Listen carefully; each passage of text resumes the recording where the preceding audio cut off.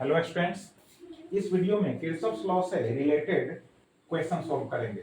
तो क्वेश्चन कह रहा है कि इस नेटवर्क में currents I1, I2 and I3 के वैल्यूज क्या होंगे। ठीक है, तो देखो केवीएल लॉ अप्लाई करेंगे, क्वेश्चन सॉल्व हो जाएगा।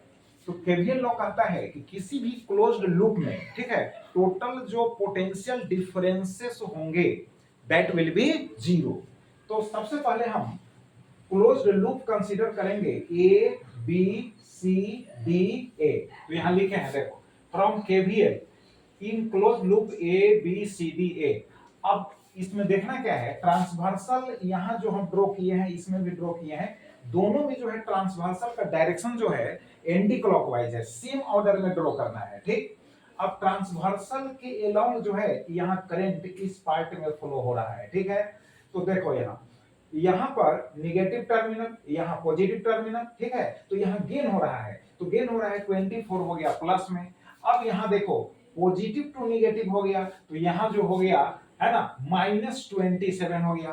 फिर उसके बाद अब देखो यहां पर लिए रेजिस्टर है, ठीक है, तो ट्रांसवर्सल के अलोंग में करंट है तो पोटेंशियल ड्रॉप होगा। तो इस रेजिस्टर के अक्रॉस जो पोटेंशियल डिफरेंस होगा वह हो जाएगा I2 इंटू 6 होगा, यानी 6I2 होगा। तो 6I2 माइनस हो गया।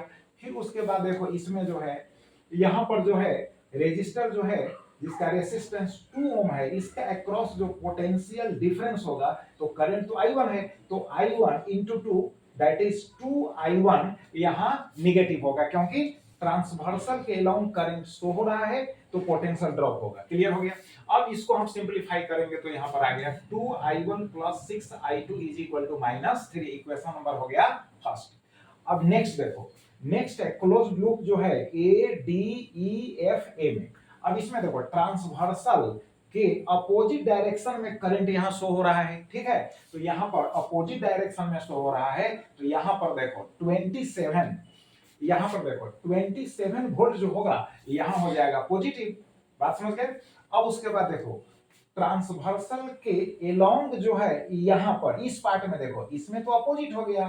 ठीक है, तो यहां हो गया, यहां पर 27 पॉजिटिव हो गया, और ट्रांसवर्सल के एलोंग इस पार्ट में करंट है। ठीक है, तो पोटेंशियल ड्रॉप हो जाएगा, तो माइनस हो जाएगा, -4I3 हो गया। ठीक है, बट इसमें हो जाएगा है ना, ट्रांसवर्सल के एलोंग यहां करंट नहीं ना है, उसके अपोजिट में करंट है, तो यहां हो जाएगा +6I2 हो गया, दैट विल बी जीरो। अब इसको सिंपलीफाई करेंगे तो यहां पर मिल जाएगा हमको कितना, 4I1 -10I2 is equal to 27। Equation number हो गया सेकंड।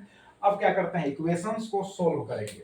तो देखो फर्स्ट इक्वेशन में I1 का जो कोफिशिएंट है 2 है, सेकंड इक्वेशन में I1 का जो कोफिशिएंट है वो 4 है। ठीक है, तो 4 से जो है फर्स्ट इक्वेशन में मल्टीप्लाई करेंगे, 2 से जो है सेकंड इक्वेशन में मल्टीप्लाई करेंगे, तो यहां पर होगा 8I1 plus 24I2 is equal to -12 हो जाएगा।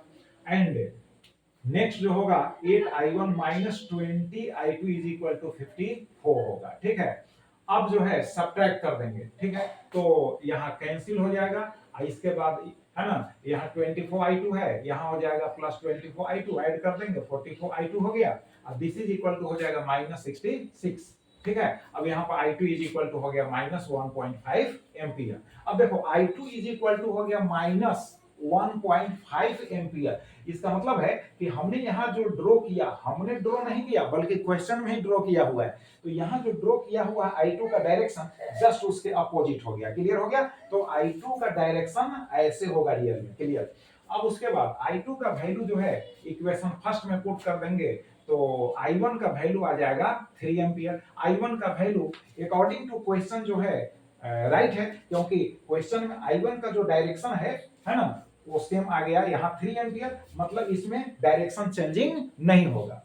अब उसके बाद देखो I3 निकालना है, तो यहाँ पर जो है पॉइंट ए पर देखो I3 फाइंड आउट करना है, तो यहाँ पर जो होगा I1 जो होगा है ना इज इक्वल टू होगा I2 प्लस होगा I3। तो I3 इज इक्वल टू होगा यहाँ I1 माइनस हो गया I2। ठीक, I1 is equal to I2 plus I3 होगा, तो I3 इज इक्वल टू हो जाएगा I1 माइनस हो जाएगा I2, तो I3 इज इक्वल टू हो गया I1 माइनस I2। ठीक है, अब I1 का वैल्यू जो है 3 एम्पियर रख दिए, I2 का वैल्यू जो है -1.5 एम्पियर है, तो माइनस माइनस प्लस हो जाएगा, तो यहाँ हो जाएगा ऐड हो जाएगा, ऐड होकर मिलेगा 4.5 एम्पियर। तो यहाँ पर इस नेटवर्क में है ना currents I1, I2 and I3 के वैल्यू जो है इजिली फाइंड आउट हो गए। तो चलो अब इसको रिवाइज करो। Thank you.